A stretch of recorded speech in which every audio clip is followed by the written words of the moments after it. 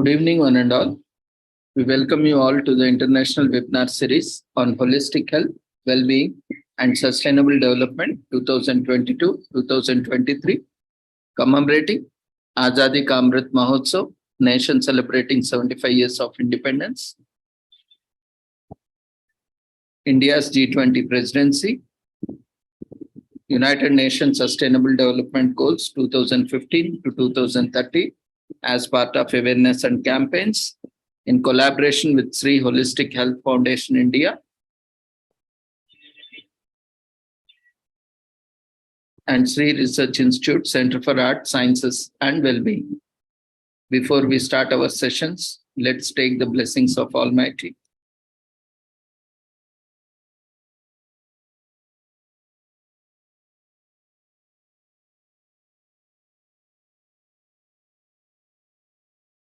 कुरुत्वं कल्याणम् आरोग्यं धनसम्पदः शुभं कुरुत्वं कल्याणम् आरोग्यं धनसम्पदः शत्रुबुद्धिविनाशाय दीपज्योतिर्नमोऽस्तुते दीपज्योतिर्नमोऽस्तुते शुभं कुरुत्वं कल्याणम् आरोग्यं धनसम्पदः शुभं कुरुत्वं कल्याणम् आरोग्यं धनसम्पदः.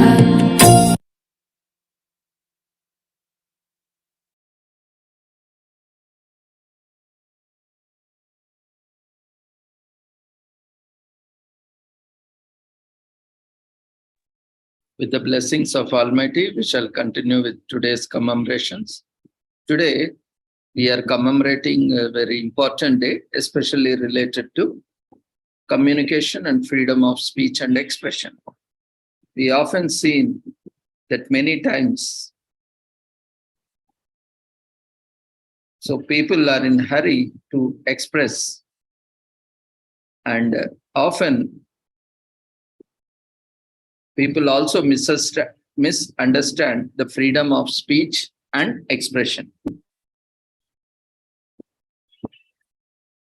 So today, we are also commemorating an important aspect of this. So let's look into the commemorations for the day.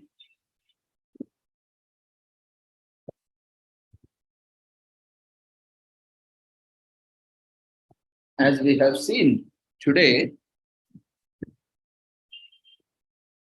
is International Day for Countering Hate Speech. So now, by listening to the word hate speech, we understand how much the freedom of speech and expression has been abused by various groups, including religious, social, political, communal, you name it, people are abusing it. People are, misusing the freedom of speech and expression. Do you know why this is happening? What was the reason behind that? Is because lack of awareness, and everyone thinks that they have a right, they have the freedom to say whatever they want. But the problem comes when you have the right to say whatever you want, you are also under the right of other person to hear whatever he or she wants to say. So you need to be tolerant, you need to be patient, and you need to be a good listener. If you want only your voice to be heard and you don't want to hear any other voice or anyone's voice, then that is where the abuse starts. So that is not permitted, that is not encouraged, that is not tolerated. See, when you are throwing a stone to someone, then you are also have to be prepared to fetch a stone which is thrown by some others. It's not that you go throw stones on everyone, pelt stones on everyone, and don't expect that they don't react, they don't respond. Is that fair? Does it happen? So this is the basic, why I have given such a simple example is when we are using words, when we are using our freedom of speech and expression, and we are using it to spit venom on communities, on nations, on societies, whatever it may be, or even on individuals, then we are violating the freedom of speech and expression. Because we have many times seen, even I also mentioned, freedom of speech and expression comes with a lot of ifs and buts, lots of terms and conditions, lots of rules and exemptions. You cannot say that I can say anything, I can harm anyone, I can hurt anyone with my words and say that is my freedom of speech and expression. No, that is not the freedom of speech and expression. This freedom of speech and expression is you have the freedom to express, but you don't have, in the process, at times you may hurt people, but there is a way to communicate that this is my point of view, and it may be subject to correction, or it may be, subject to further clarification, or we should never make a statement. Often we see, though we can also make a statement, it doesn't always means that we cannot make a statement. We can also make a statement. Many times we are highly judgmental in making statements, in coming to conclusions without properly understanding. Especially this happens with minorities and majorities. This is not just related to any religion. Minorities can be in terms of social, economical, financial, political, including communal or religious, or even educational, or even digital divide. It may be any aspect that can be taken up. But especially, this is seen, this context, initially started, this concept of hate speech, started especially with the majorities. Majorities, again, this majority and minority word is not so simple as it seems. Often, this is where the victim card, is being played by the majorities, saying that they are the minorities.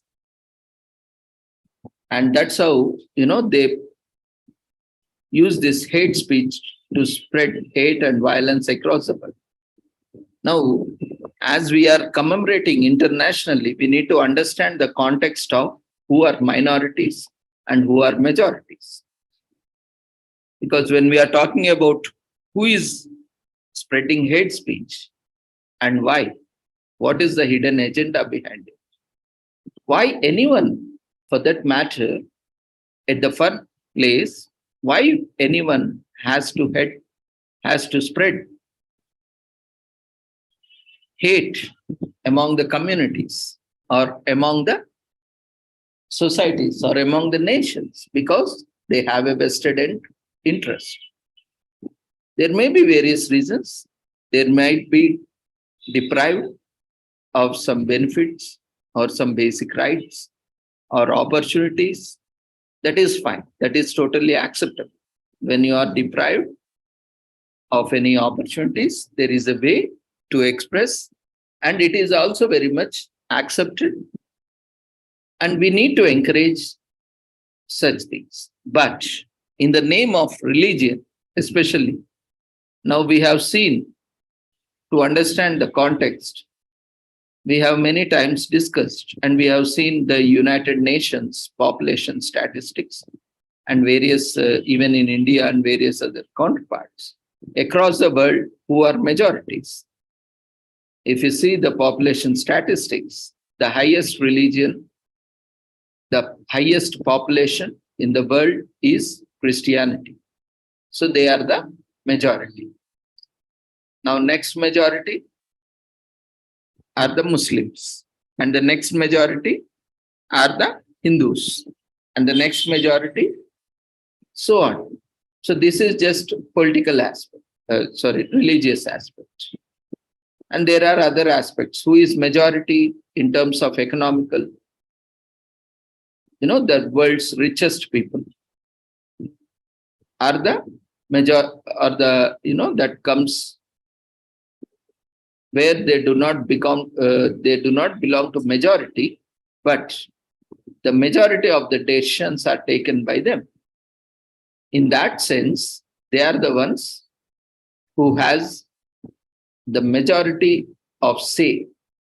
It's not in terms of the number of people. They are not even 5% of the entire population. Sometimes even, in different aspects, not even 1% of the entire population. But because they are having the greater say, more than 99% of what they say, what they do is only that rules the world, because they are investing, they are funding, they are promoting. So that's where, because world is moving towards always struggling majority, not always. Again, here, majority of the people are running behind money, running behind fame, running behind opportunities, running behind status. So that's how the entire gamut of this majority and minorities need to be understood. And we see a lot of Hindu phobia, especially when now you have understood who is majority now. The largest population in the world. Now you have understood, you can Google it to verify whether I'm correct or not. The largest population in the world is in India. Now we are majority. But do we have a say in everything that happens across the world? No. Why? Does majority really enjoys the power? Yes, to some extent. No, to a greater extent. How we can say yes?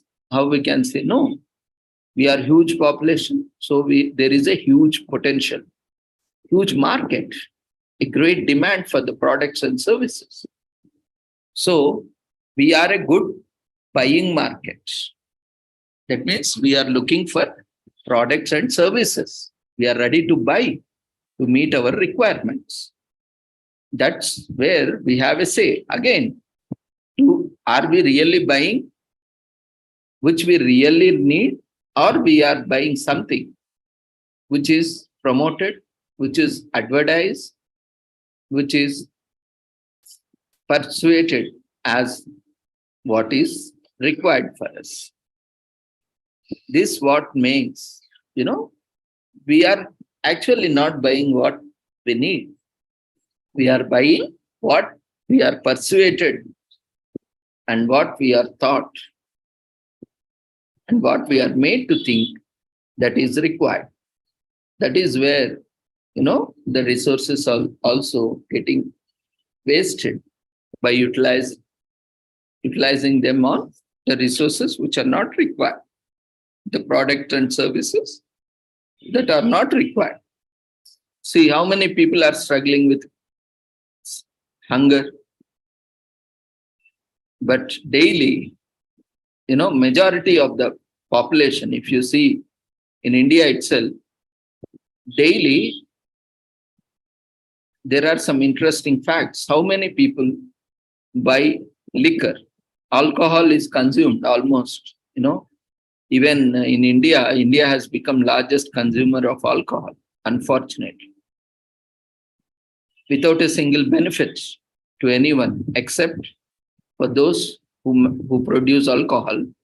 There is no single benefit to anyone because they make money.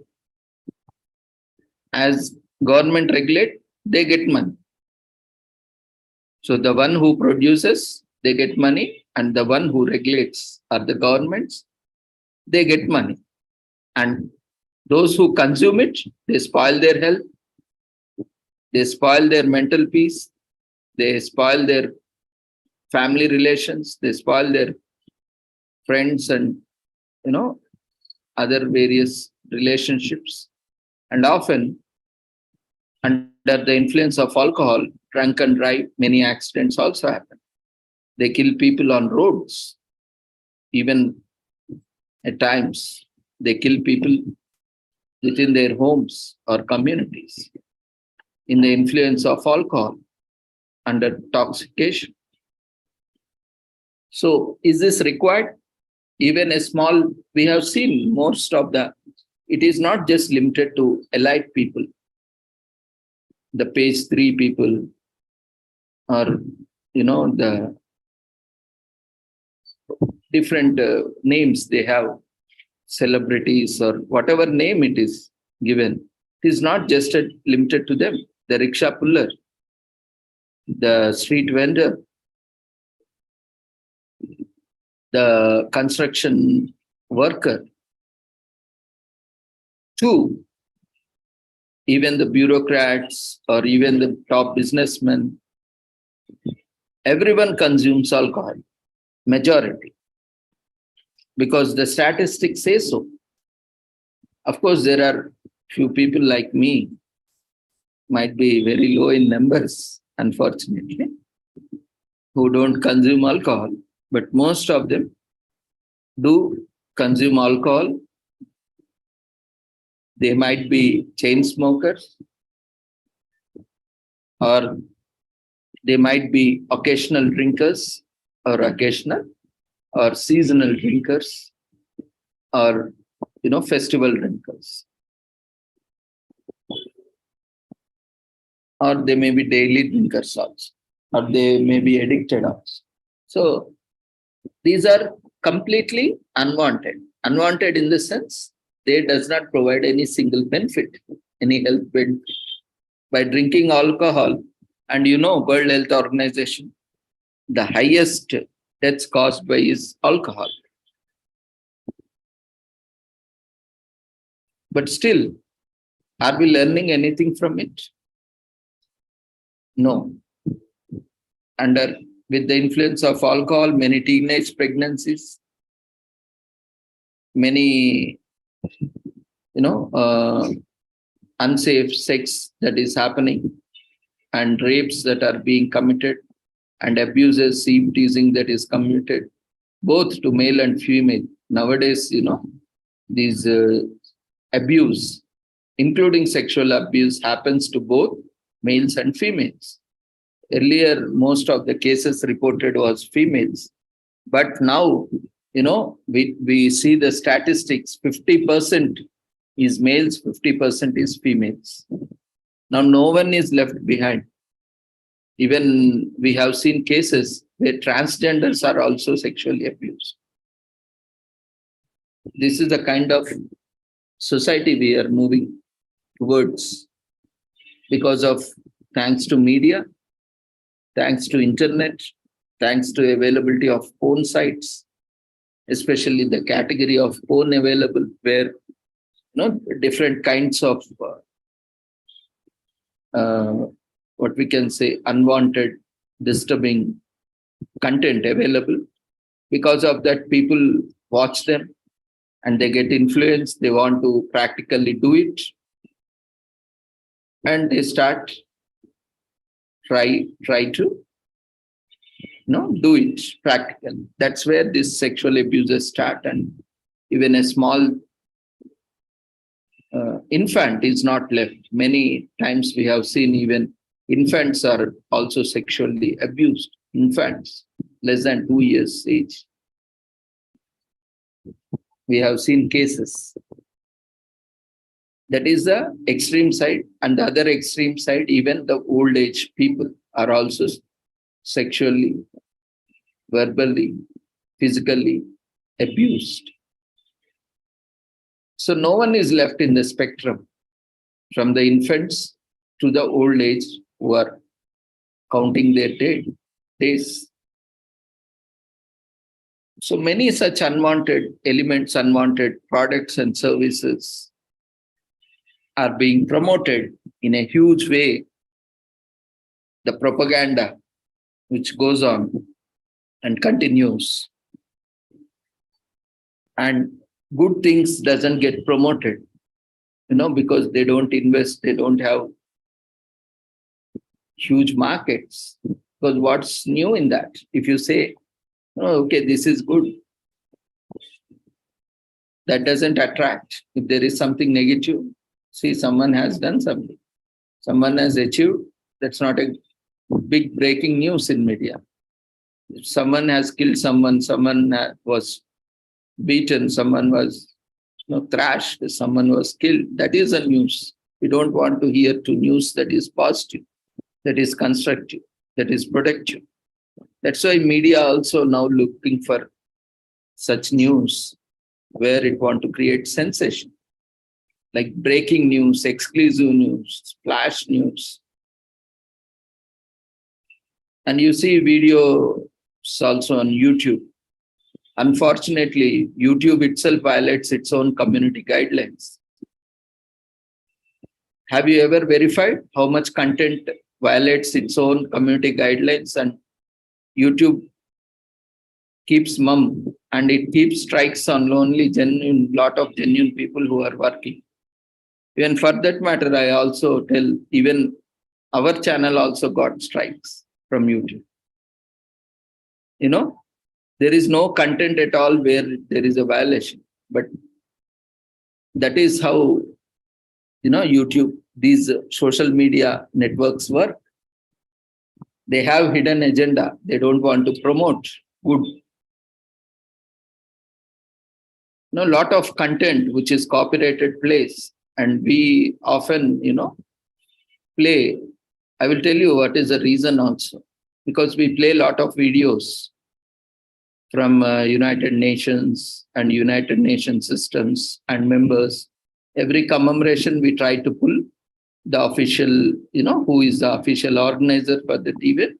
We promote them because, they are also in some way contributing to the sustainable development. And we also take, because ours is a fair use policy. We are not commercial people. That applies only when we are using it for commercial purpose. We are using it solely for the creating awareness, and it is a non-profit organization. We don't charge anything, we don't pay anything. So absolutely there is no commercial aspects involved, and it is a purely for educational and awareness purpose also. It is clearly defined and also mentioned. But YouTube doesn't want to listen. Anyway, we also said, okay, your karma is going to hit you. We'll see it, what will happen to you. We'll also see, because many times YouTube also got good backfires. You will also will learn lesson soon.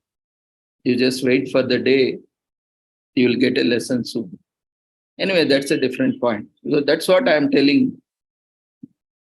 Why this social media, even Facebook, how they played role in US politics. The founder of Facebook, Zuckerberg, had to attend so many trials in courts and, has to face, because the propaganda that has run on Twitter also, social media giants, because they have hidden agendas to whom to promote, whom not to promote. And you can see a lot of nudity, celebrities, privacy, and all those videos goes viral. And YouTube never finds they are against the community guidelines, because they are giving money, they are giving viewers, and they are getting a lot of ads by watching them. So these dual standards, they are like double tongue snakes, the social media giants. Where they are getting money at that place, at that content, they don't see. Even they violate their own guidelines also, they don't bother. We also reported also many times, see how much content is there which is violating, which is clearly says, you say that this is the community guidelines and it is a clear violation, then what is your stand on it? No reply. Apply, no reply. That is kind of thing they follow because they are monopoly. They want to. They are the ones who regulate. Anyway, that's a different story. Let them do their duty and let them do their abuse or atrocity, whatever they want to do. We are not bothered. They will only pay for one day for what they have done, because God is always there. Truth is always there. Dharma is always there. So one day they will pay for what they have done. So that's a different thing. We'll see. The time will decide what is that they are going to pay for. So similarly, why we are talking all these things is, lot of hate speech that is spread widely prevalent on social media, even in YouTube, even in Facebook, even in Twitter. But why when they are clearly violating, when they clearly comes under hate speech and they do not remove that videos, they say just for the sake of when there is a huge cry from users and government, or then only they just for the sake of, acting like they are very conscious about, they remove one or two videos and they play. Say, that's all. Apart from that, there is no sincere dedication, commitment to promote, what is actually needed. Because they want business. At the end of the day, they have business. They don't sell anything initially, but now everything is sold. Why they provide free? Because data, the billion-dollar market, the user's data. What you search, what you view, what you watch, everything is a data. So they use for it advertising, promotion. So all this. So this is where, they have their own. That's why they also, for that matter, they also promote hate speech also. In fact, that is what their hot content is. Because the more the kind of hate speech, vulgarity, nudity, all these, they attract more views and sensation. More viewers means more business, more shares, more likes, more comments. So that is where, these social media organizations also vouch for it. And at that time, they don't see whether even at the cost of, community guidelines, its own violation of community guidelines also, they don't bother because they are getting business. So this is the dual standards at play. You can verify it. You can just Google it and you can just post in public forums. You will be seeing the kind of Me Too. Me Too is also less. You'll see so many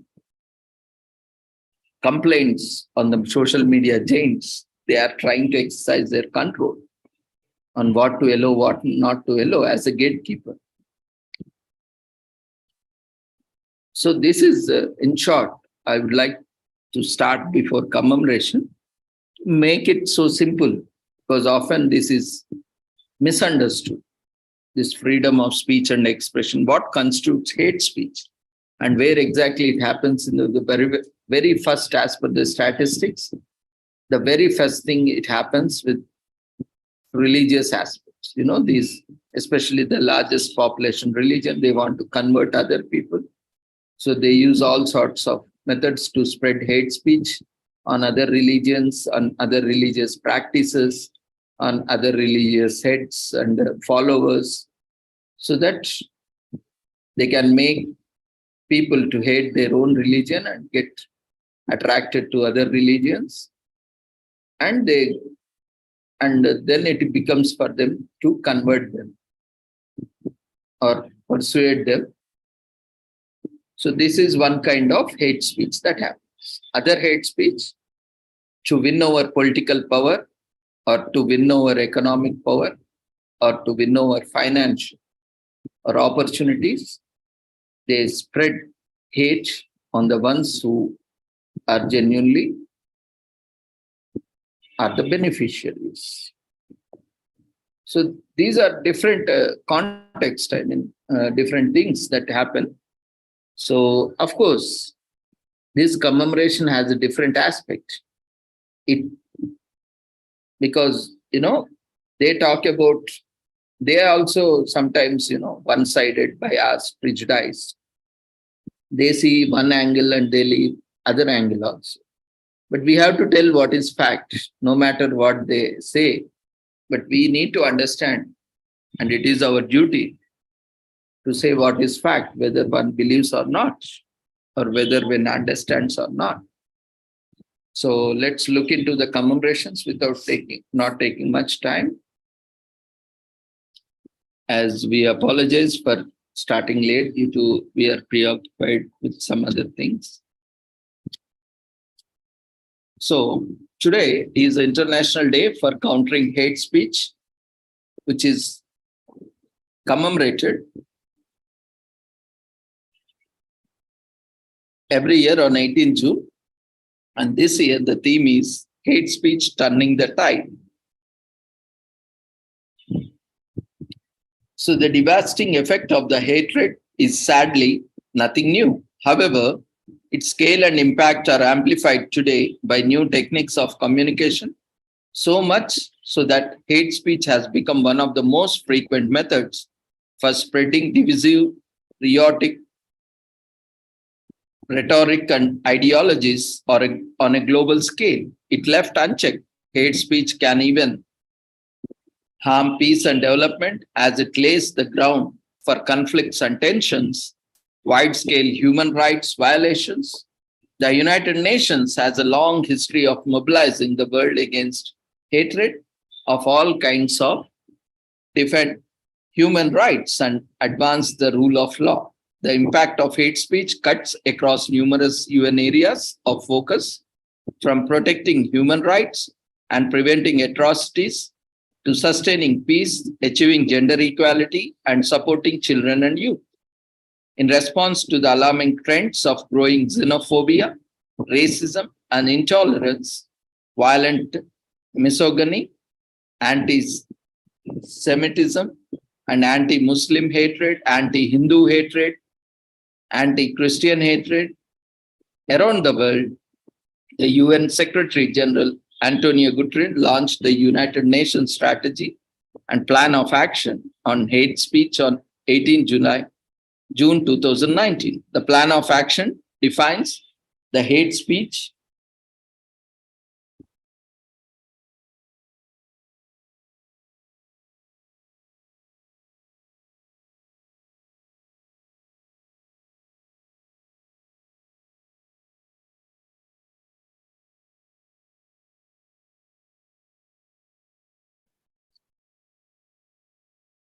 as any kind of communication in speech, writing, or behavior that attacks or uses pejorative or discriminative language with reference to a person or a group on the basis of who they are.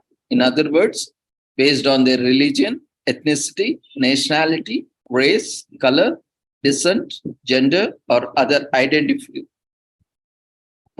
factors. However, today there is no universal definition of the hate speech under international human rights law. The concept is still under discussion, especially in relation to the freedom of opinion and expression, non-discrimination, and equality. Online hate speech might seem like an unstoppable tide, but strategies are being employed by governments, civil societies, and individuals to fight back. So the role of education especially online environments, have become echo chambers for hateful rhetoric, strengthening digital literacy as part of the global citizenship education that has become more important than ever.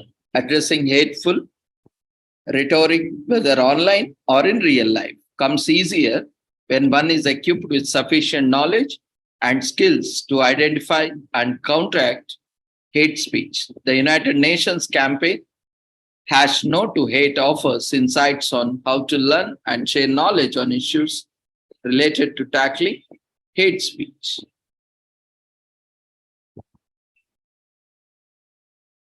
So in July 2021, the UN General Assembly highlighted global concerns over the exponential spread and proliferation of hate speech around the world and adopted a resolution on promoting interreligious and intercultural dialogue and tolerance in countering hate speech.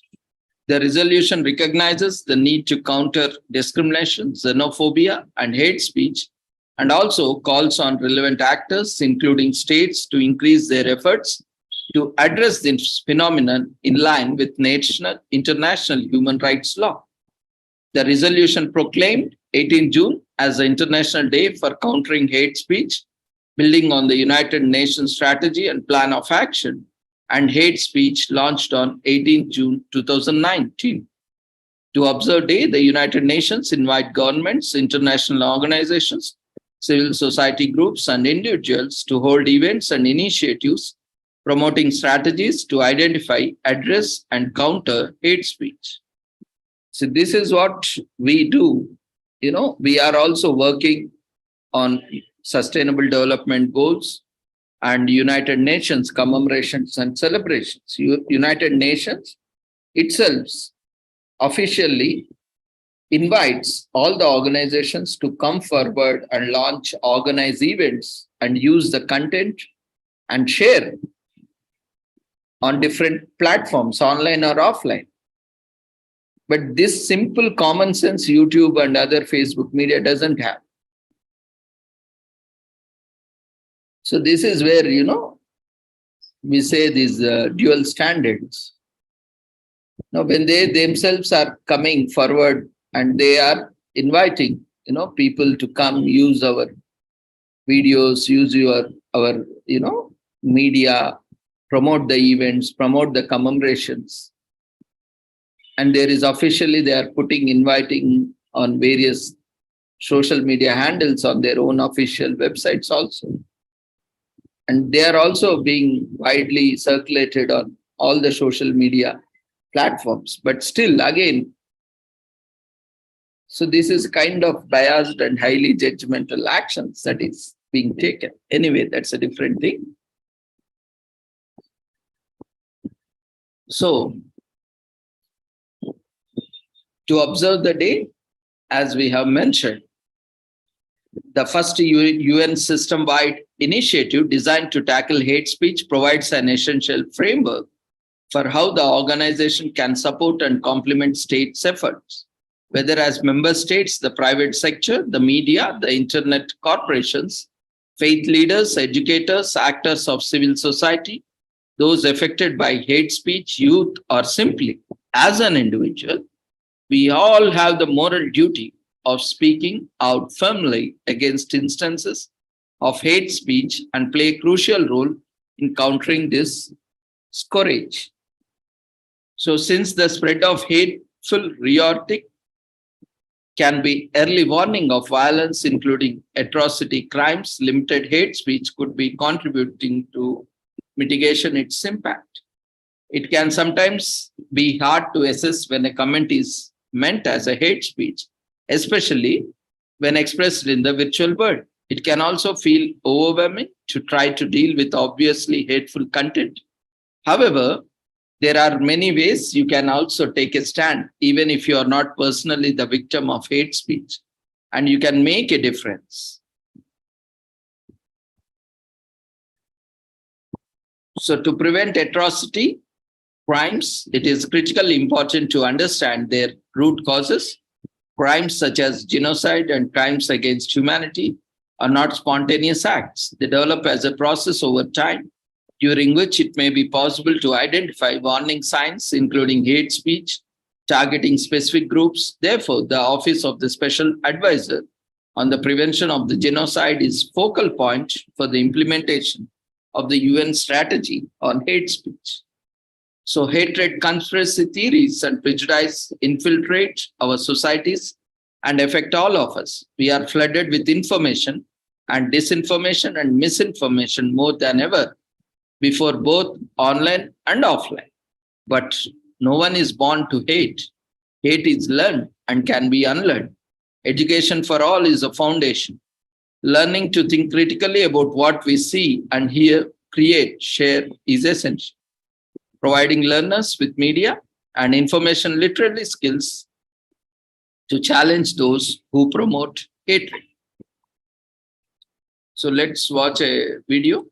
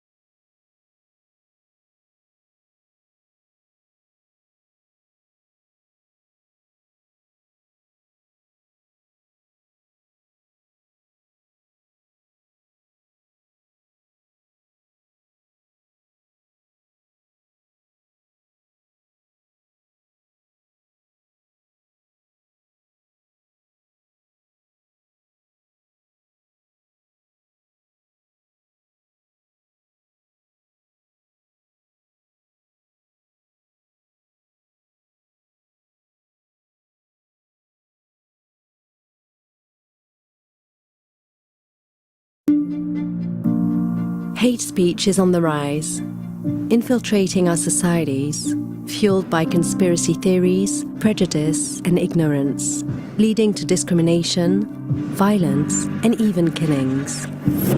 Hate speech affects us all. It starts with words.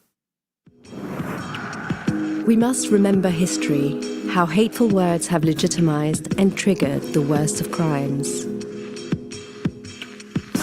Today, hateful narratives in many forms still thrive, spread by influencers, demagogues, violent extremists of all kinds, and the ordinary person on the street.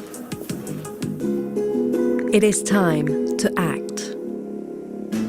It starts with words and respect for human rights. Freedom of expression is key, supported by universal values of tolerance, pluralism, equality, and non-discrimination. But ensuring respect for freedom of expression while addressing the roots of hatred is no simple task. Laws can be misused to repress opponents, silence journalists, and target human rights defenders.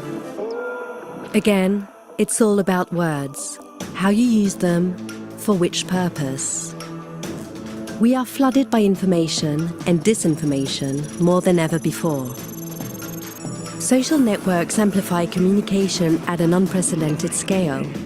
They have a unique responsibility in addressing hate speech, through transparency, and working with policymakers and civil society. Education for all is the foundation. Learning to think critically about what we see and hear, create and share is essential. Providing learners with media and information literacy skills to challenge those who promote hatred. Through dialogue, the free flow of information, and mutual understanding, we can build more inclusive and peaceful societies. No one is born to hate. Hate is learned, but it can be unlearned. It's all about words. We must educate about hate speech.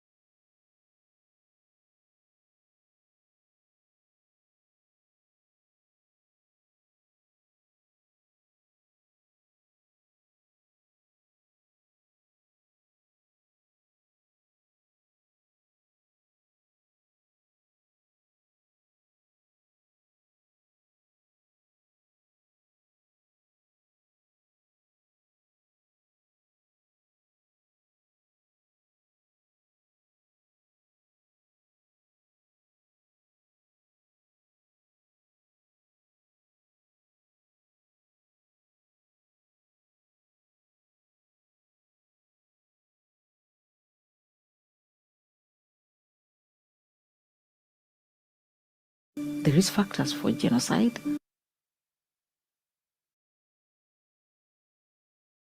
war crimes, crimes against humanity, are higher than they've ever been in our lifetime.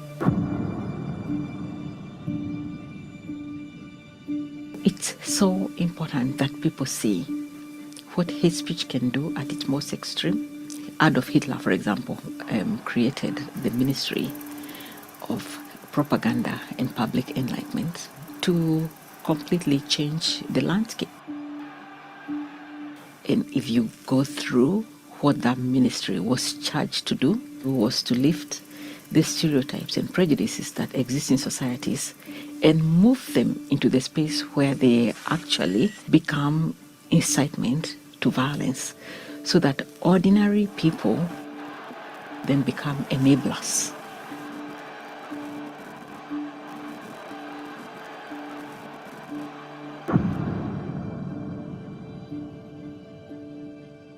I was recently in Auschwitz, Birkenau, where so many people met their deaths, and they were killed for the mere reason of belonging to an identity.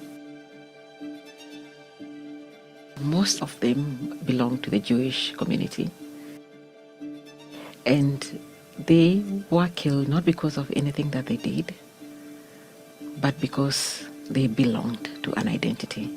And killings based on identity, we've unfortunately seen them in other places too.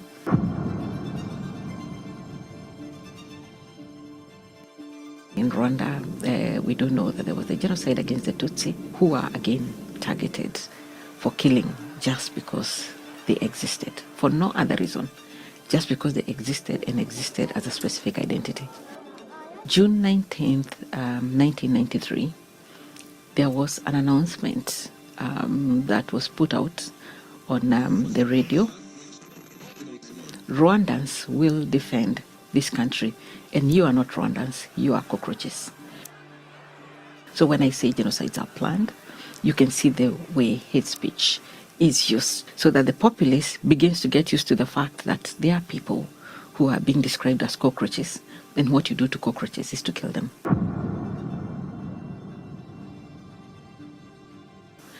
And we know in Srebrenica, the Bosniak Muslims were targeted for killing just for the mere fact that they existed. They were killed for that. The leaders, they would be on national television and they would be speaking about the Bosniak Muslims, making reference to them as inferior. All these media spaces, newspapers, radio, television, were spaces that were used to put out the messaging, and we are conditioned to believe that what you watch on the TV is true, or what you hear on radio is true, or what you read in newspapers is true. And so when you hear on television a description of a people like the Bosniak Muslims who are described as inferior because they had converted to Islam, therefore they did not qualify as Slavs, then you see the power of hate speech. You see the connection between these ordinary stereotypes and how they can then morph and then become the hate speech that propels people to enable the killings. People who can stand up and deny that the Holocaust happened, despite all the evidence, people who can stand up and deny that the Srebrenica genocide happened, people who can deny that the genocide against the Tutsi in Rwanda happened, not only are they propagating hate speech, but they are in essence preparing for another genocide. So we must take them very, very seriously.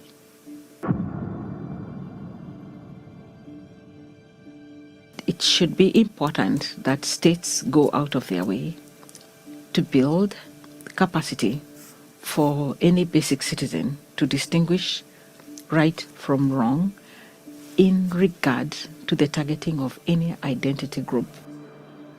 There needs to be a very, very strong consciousness by government that if there was ever a time that anything could go wrong, it is now.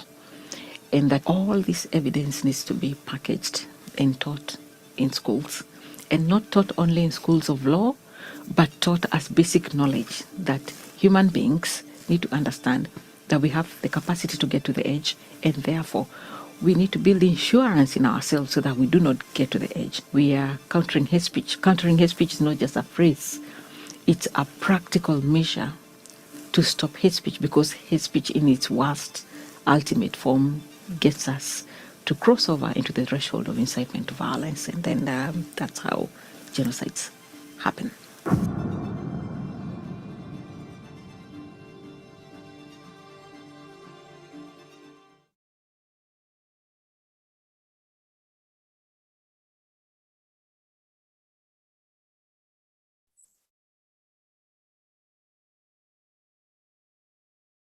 We can see even Hindus are targeted in various countries and they are killed. And often, the international community doesn't talk about it. Even in India, we have seen various movies. Now, at least the conscious is rising to at least talk about, overcome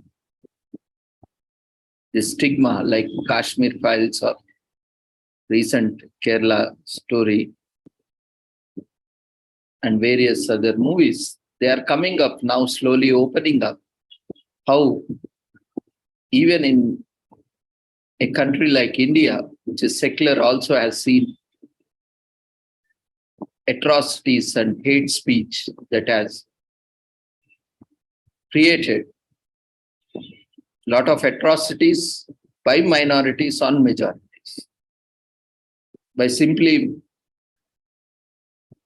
so that's why I was telling you, this minority and majority needs to be understood carefully.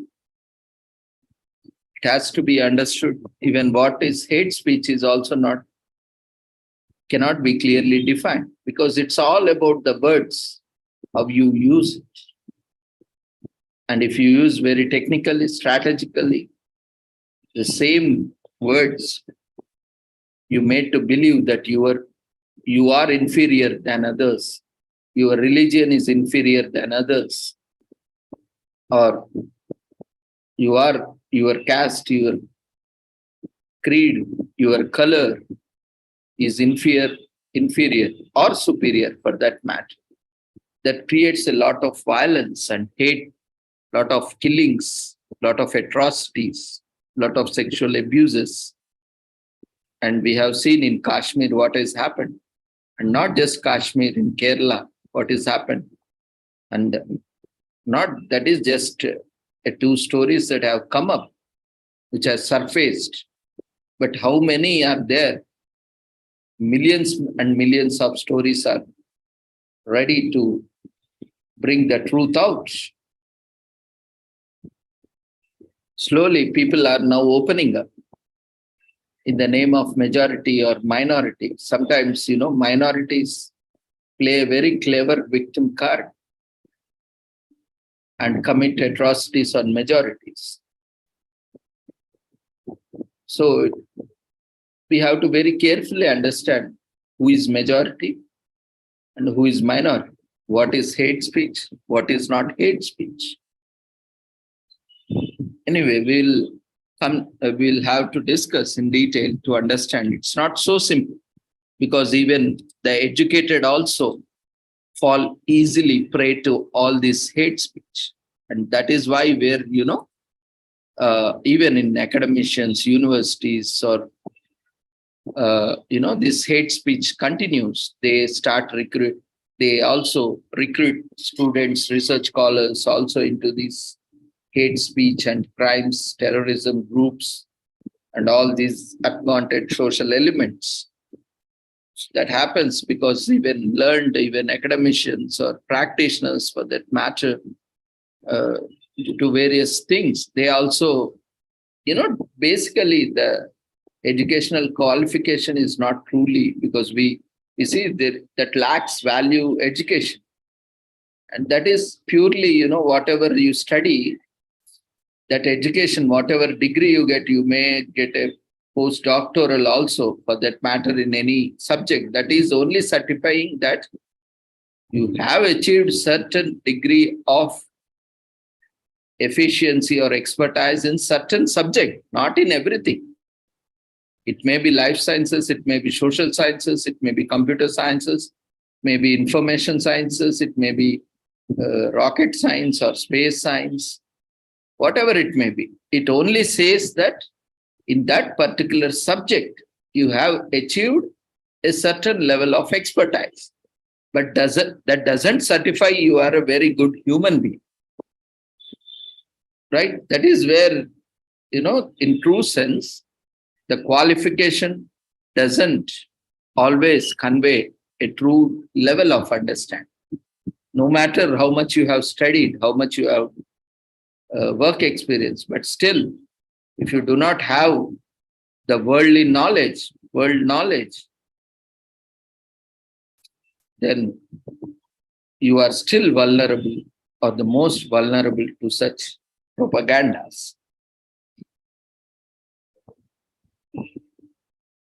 So today we are also commemorating Sustainable Gastronomy Day. Gastronomy is sometimes called the art of food. It also refers to the style of cooking from a particular region. In other words, gastronomy often refers to the local food and cuisine. Sustainability is the idea that something, agriculture, fishing, or even preparation of the food is done in a way that is not wasteful of our natural resources and can be continued into the future without being detrimental to the environment or health. Sustainable gastronomy, therefore, means science that takes into account where the ingredients are formed from, how the food is grown, and how it gets to our markets and eventually to our plates.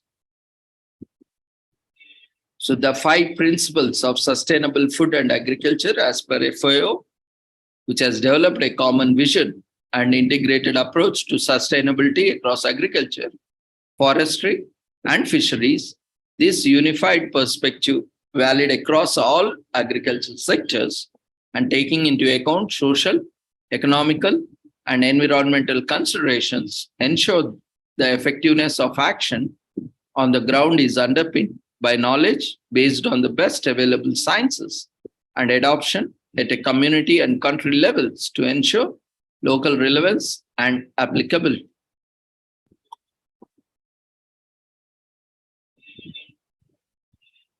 So the United Nations Educational, Scientific and Cultural Organization, in short known as UNESCO, and the Food Agriculture Organization, in short known as FAO, and the UN General Assembly work to facilitate the observance of the Sustainable Gastronomy Day.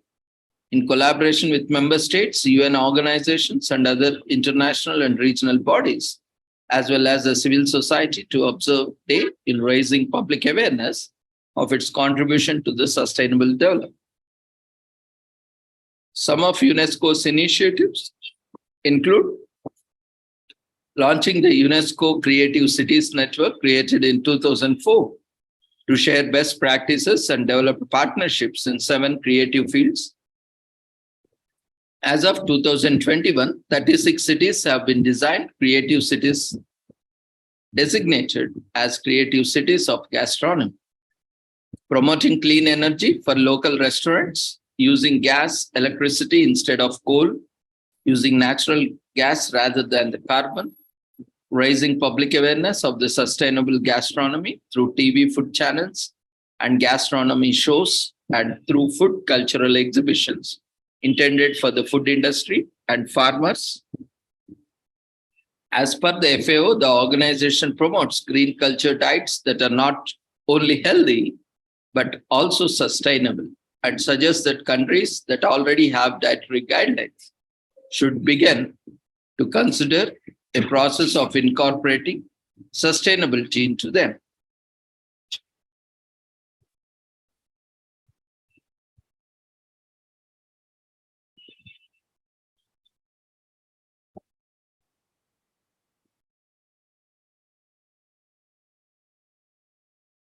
So local food are the healthy foods always, and we are what we eat, transforming diets to transform agri-food systems. Eating healthy before, during, and after COVID-19, which boosts immunity systems.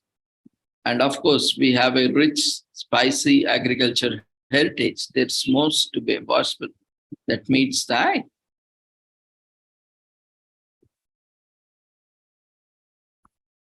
And the pulses, especially cereals, provide a lot of essential vitamins.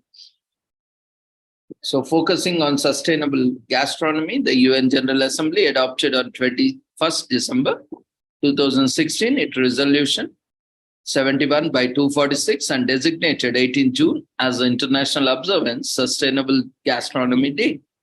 So this decision acknowledges gastronomy as a cultural expression related to the natural and cultural diversity of the world in the aftermath of the COVID-19 pandemic.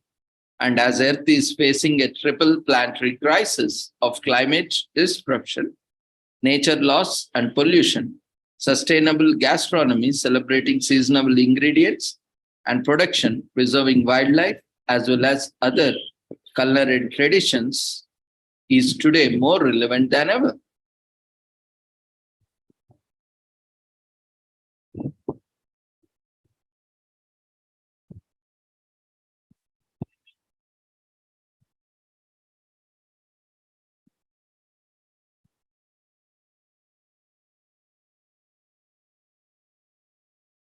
So today we have other commemorations as well. We'll quickly look into it and we will close it. So today is also commemorated as Carpenter Ant Awareness Week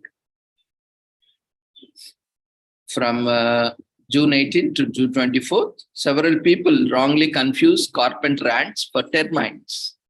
However, both have distinct differences. While termites eat wood, carpenter ants don't. The latter gets its name for its ability to excavate wooden structures and create smooth tunnels, which can lead to the damage of the foundations of the buildings, homes, and outdoor decks. Carpenter Ants Awareness Week was created by the president of Milwaukee-based pest control company. The event seeks to inform Americans of the issue of carpenter ants, how to recognize the problem, and the necessary steps required to solve it. Carpenter ants are generally dark colored, black or red, and can range in size from 1/4 to 3/4 of an inch, which is large for ants. They are nocturnal creatures, meaning they usually come out at night.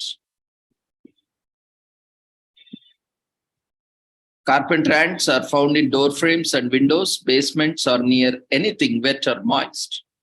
While it is fairly easy to spot the ants, it is difficult to locate their nests. They build nests far out of reach and even have satellite nests. Once they have established colonies, they start mating and creating more colonies. This can only increase a carpenter ant infestation in a house.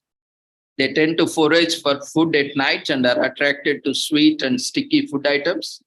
To avoid this, it is advised that your kitchen is kept spotlessly clean and dry. It is important to help discovering and destroying carpenter ant nests to prevent further infestations.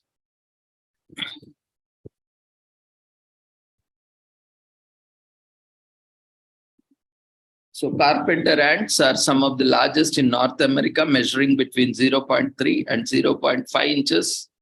They are generally black, but some of these ants can be also found in red, yellow, dark brown, light brown, orange colors, and a variety of colors.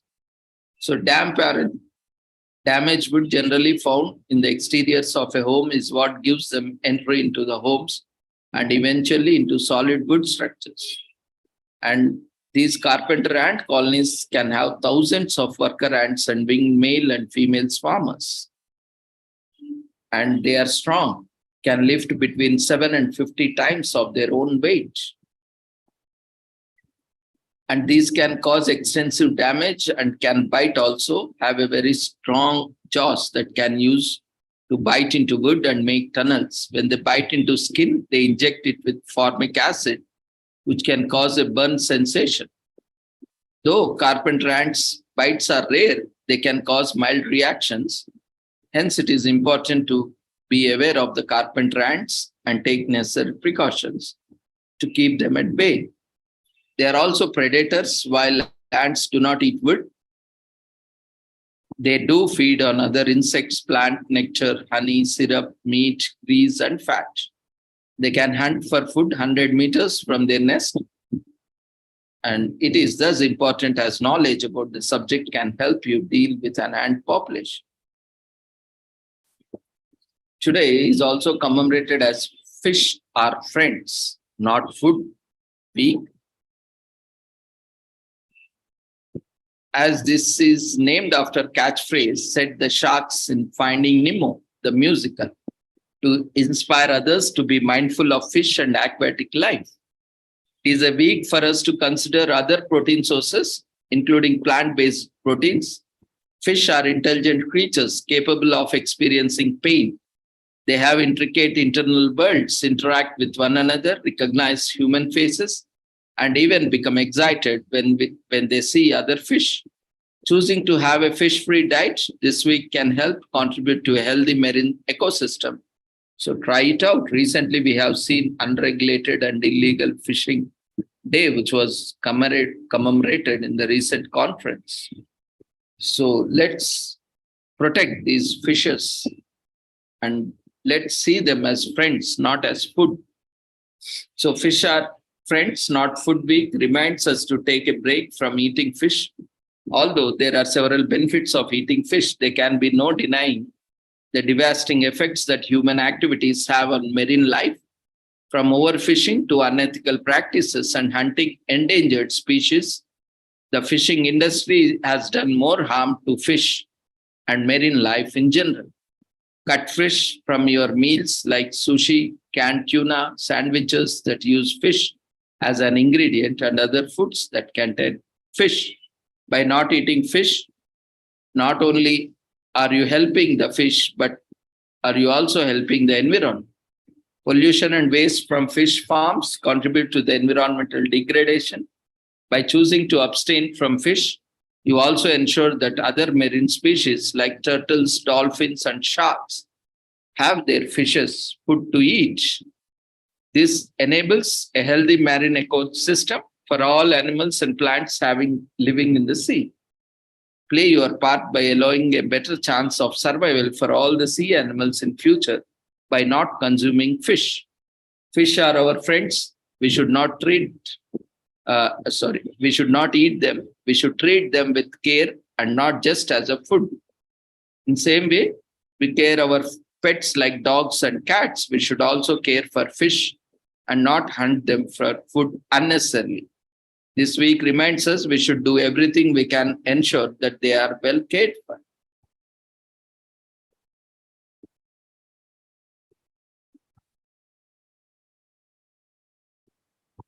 So there are harmful fishing practices like bottom trawling, long line fishing, and overfishing, aquaculture farms, and other things. Bottom trawling is the process of pulling an open fishing net across the bottom of the ocean, which leads to catching young fish, damaging the seafloor, and overfishing. Longline fishing. Fisheries use long lines to cover vast distances using nets, rigged and baited hooks. However, non-targeted marine creatures could also get injured and die in the process. Fishermen also sometimes discard fish, sharks, and dolphins, in addition to turtles, are among the most vulnerable species in becoming bycatch, or animals accidentally caught in the fishing gear.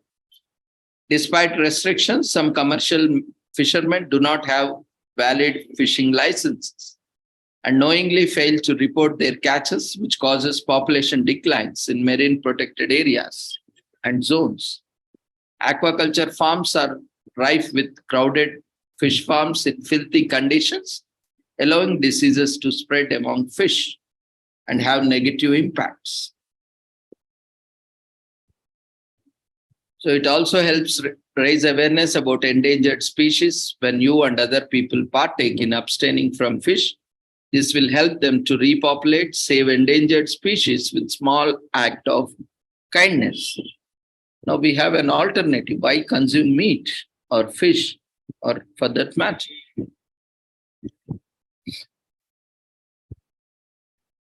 So today is also commemorated as Lightning Safety Awareness Week, as an estimated 1,000 people get struck by lightning every year in the US. Lightning strike can cause severe deaths, and people who are struck by lightning often suffer from neurological issues. Thus, it is important to be aware of the dangers lightning to keep yourself and your loved ones out of harm in a way of thunderstorm.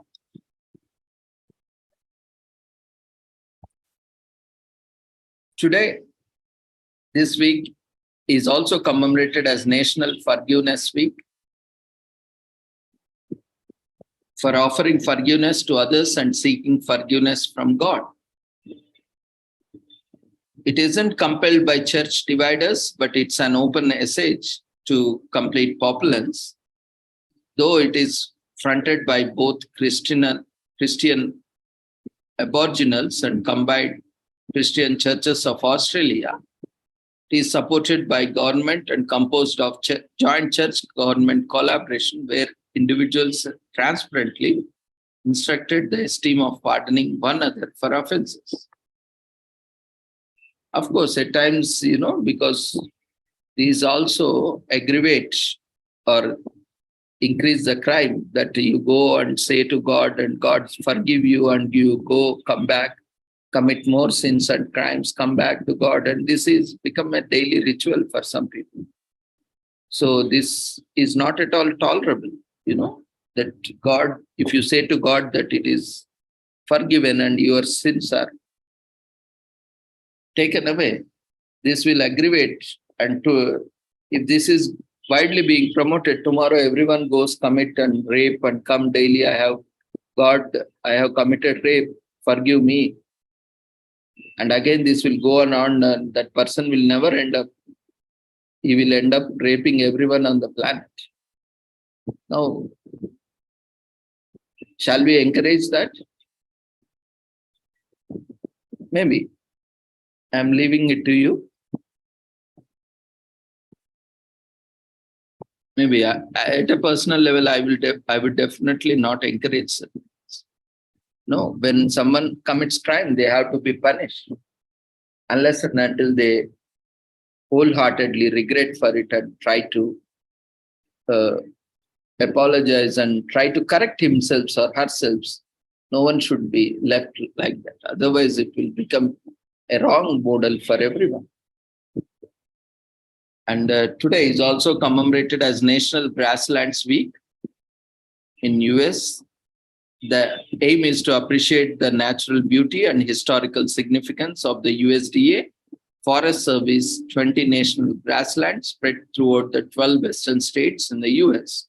In addition to the offering a wealth of wildlife habitats and outdoor creation possibilities, the nation's grasslands also serve as a vital support system for the country's farm and ranchers.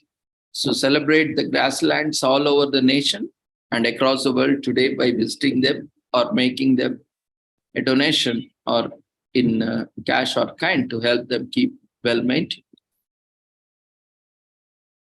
Today is also commemorated as a National Play Catch Week. So it kicks off the beginning of Father's Day. Today is also Father's Day, not here, that we'll see it. It encourages everyone to pick up a ball and grab a buddy and hit the park to play catch. It is an annual week-long celebration of fun and games. Or even a rope in strangers and make friends with them.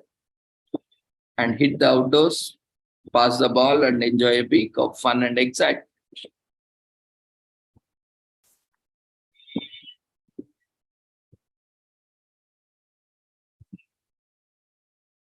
And today is also commemorated as National Roller Coaster Week in US. You can catch the thrill with your friends and family as you visit to nearest amusement park. Experience the adrenaline rush roller coasters have to offer. This week-long celebration also promotes amusement park industry and boosts customer sales. So most of these days, which are commercially promoted. And Old Time Fiddlers Week is also commemorated. It's an old time music contest competition, festival, and musical meeting held in Weiser, Idaho, Western United States, hosted at Weiser High School in the school gymnasium, and many contestants camps in the school sports field. So it is popular among the fiddling community, and the contest draws musicians from across the country. About 10,000 attendees grace the week every year, with almost 350 fiddlers competing in 8 divisions in the contest, and other special events during the National Old Time Fiddlers Week, including performance, workshops, band battles, a parade, and a carnival. This week is also commemorated as Verbally Week to raise awareness about the nystagmus, a vision condition where the eyes make repetitive movements that may be voluntary or involuntary. This condition may be acquired in childhood or later in life, causing reduced vision and depth perception. The eye movements can be in any direction. The exact cause of the disease are unknown. Verbally Week is an opportunity for people with the condition and their families to raise awareness about the complexity of nystagmus and raise funds for research. So nystagmus is a vision condition that causes the eyes to make repetitive movements, and these movements may be side to side, up and down, or circular motion. While the exact causes of nystagmus are many and varied, fatigue is known to make the condition worse.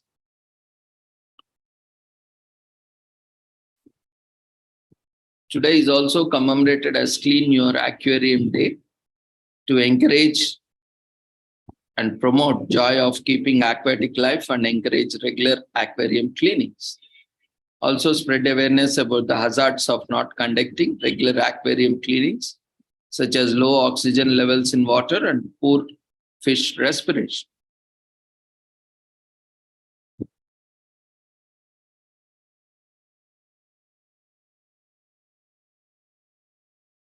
Today is also commemorated as Father's Day in US.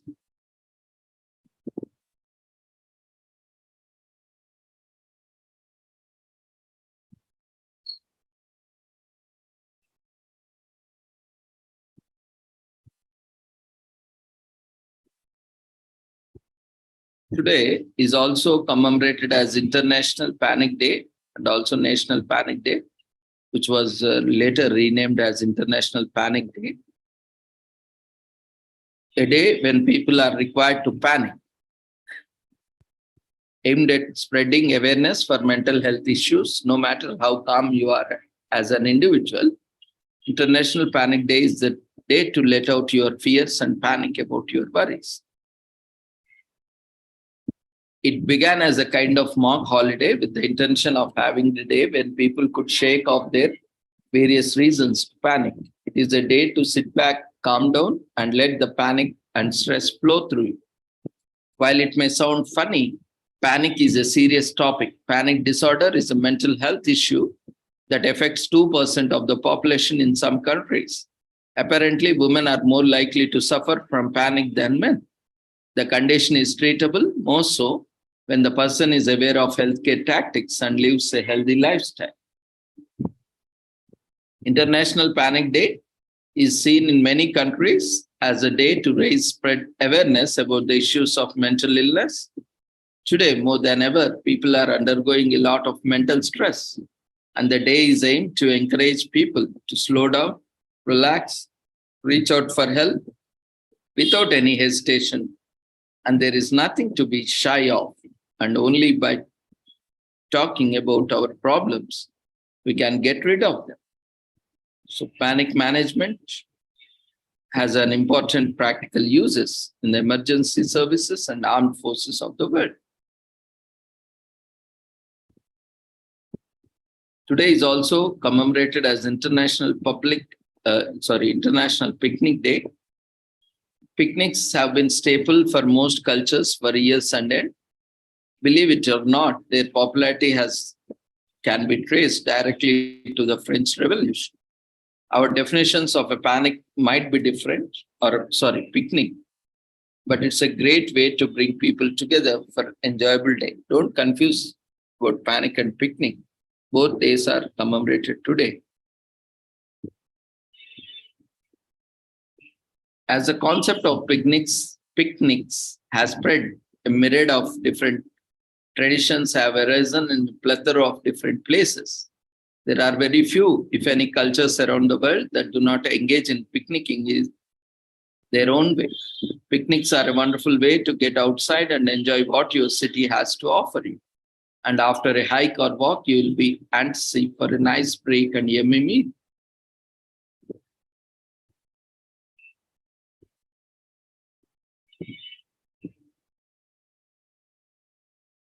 Today is also commemorated as National Black America's Day of Repentance.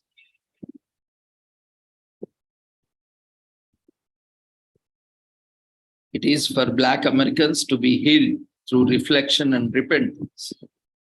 People fast, pray, and reflect on their own errors from the dawn till sundown.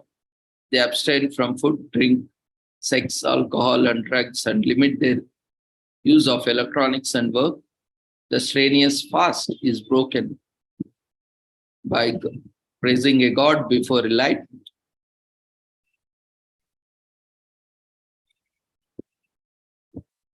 Today is also commemorated as National Go Fishing Day. It's a great day to take time out from your daily routine to find a stream, a lake or pond, bait your hook, cast your line, and catch a fish or two, and leave it back. Because today is also, we are commemorating fish, friends, not food. So fishing is a recreational pastime of many. If you're lucky, you can bring home a fish, catch and put in your aquarium as well, or a pond. But don't eat it, at least today.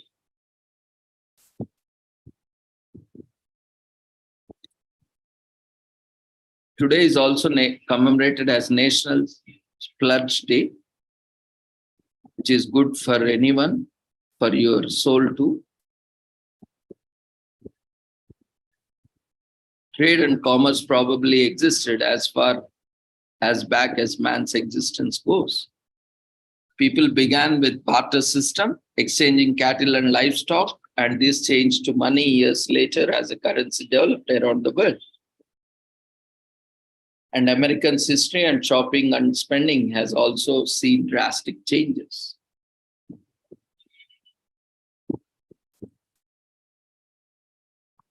Today is also commemorated as National Wanna Get Away Day. This day marks Southwest Airlines' 50th anniversary of the first commercial flight, and it aims to give back to the customers who have been loyal to the company since day one. From elevated customer experience and low fares to photo pop-up opportunities in 24 airgate areas across the US, the company is dedicated to making air travel fun, exciting, and affordable. What's more, customers will get chance to win 50 million pounds bonus points this month. And the company's vision for this commemoration or holidays for people to reconnect with their loved ones all over the country and to travel their dream destinations for a fun and exciting vacation. So with this, we shall end the commemorations, and thank you everyone for joining us. We request everyone to quickly fill up the feedback form. And also the registration form has been shared in the chat box already. So those who have not registered, we request everyone to register. So it is also mandatory for you to register and have minimum attendance.